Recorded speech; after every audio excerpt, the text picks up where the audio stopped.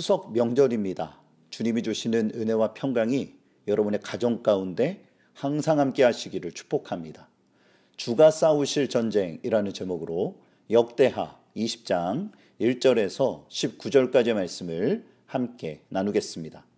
여호사밧 왕은 아사의 아들로서 남유다의 네 번째 왕으로 세워지게 됩니다. 성경은 그를 다윗을 본받아 기도와 계명을 지키는데 열심이었다라고 평가합니다. 그는 북이스라엘의 왕 아합과 정략 결혼을 함으로 불행의 씨앗을 남긴 것 외에는 훌륭한 업적이 많았습니다. 유다를 신앙 공동체로서 든든하게 세워놓기 위해 우상을 타파하고 성전을 정화했으며 백성들이 하나님을 바르게 예배하도록 인도하였습니다. 그런데 갑자기 국가적인 위기가 찾아옵니다. 에돔 연합군이 쳐들어온 것입니다.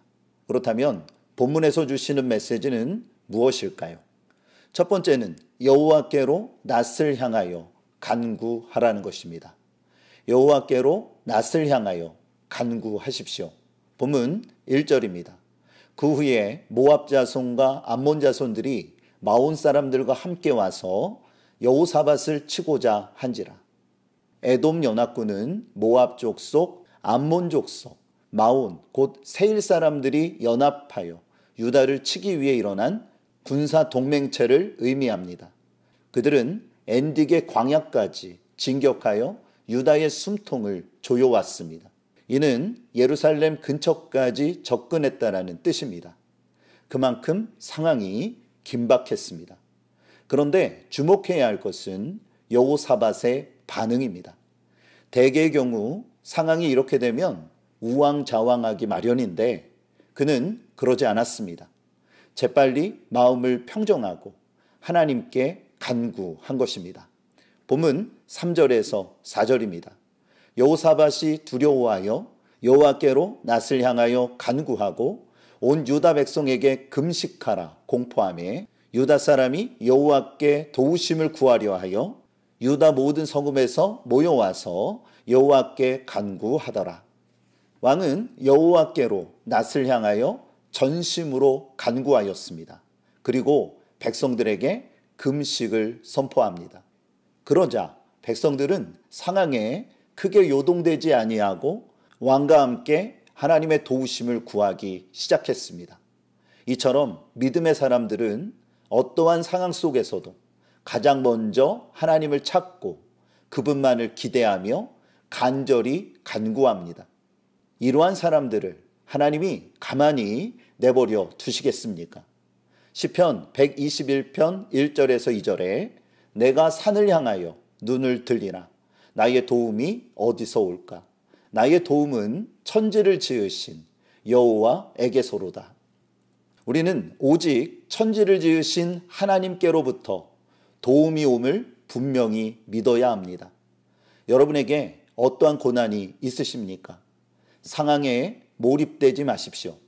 여호사밧 왕처럼 낯을 하나님께로 향하고 기도의 동역자들과 함께 전심을 다하여 부르짖으십시오.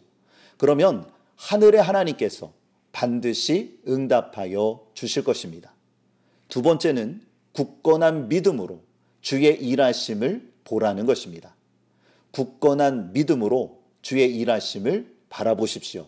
본문 14절입니다. 여호와의 영이 회중 가운데에서 레이 사람 야하시엘에게 임하셨으니 그는 아삽 자손 mat단야의 현손이요 여이엘의 증손이요 분하야의 손자요 스가랴의 아들이더라. 하나님은 레이 사람 야히시엘에게 응답하여 주셔서 왕과 백성들에게 선포하게 하셨습니다. 특이한 것은 하나님의 응답이 선지자가 아닌 레이 사람에게 임했다라는 사실입니다. 야하시엘은 아삽의 자손으로 성전에서 찬송의 사역을 감당했던 인물입니다. 본문 15절입니다. 야하시엘이 이르되 온 유다와 예루살렘 주민과 여호사밧 왕이여 들을지어다. 여호와께서 이같이 너희에게 말씀하시기를 너희는 이 큰 무리로 말미암아 두려워하거나 놀라지 말라. 이 전쟁은 너희에게 속한 것이 아니요 하나님께 속한 것이니라. 하나님은 백성들에게 이것은 하나님의 전쟁이라고 선언하셨습니다. 그러므로 백성들은 싸울 필요가 없고 대열을 맞추어 출정하되 하나님이 싸우시는 것을 보면 되는 것입니다. 이때의 모습은 출애굽 당시 모세와 백성들이 홍해 앞에 섰을 때를 연상시킵니다. 백성들이 할 일은 전쟁이 아니라 주의 일하심을 보는 것이었습니다. 출애굽기 14장 14절에 여호와께서 너희를 위하여 싸우시리니 너희는 가만히 있을지니라. 여러분, 사실 전쟁 중에 아무것도 하지 않고 가만히 바라본다라는 것은 결코 쉬운 일이 아닙니다. 적군들은 끝이 보이지 않을 정도로 압도적이었습니다. 그러므로 그들에게 필요한 것은 굳건한 믿음이었습니다. 하나님이 반드시 구원해 주실 것이라는 믿음으로 주님을 바라보는 것입니다. 인생에서도 이루할 때가 참 많습니다. 불가항력적인 일을 당하거나 급작스러운 고난이 닥쳤을 때 우리는 환경을 보기보다 전능하신 하나님께 시선을 집중해야 합니다. 기억하십시오. 하나님이 여러분을 위해 싸워 주실 것입니다. 오늘 말씀을 기억하세요. 여호와께로 낯을 향하여 간구하십시오. 굳건한 믿음으로 주의 일하심을 바라보십시오.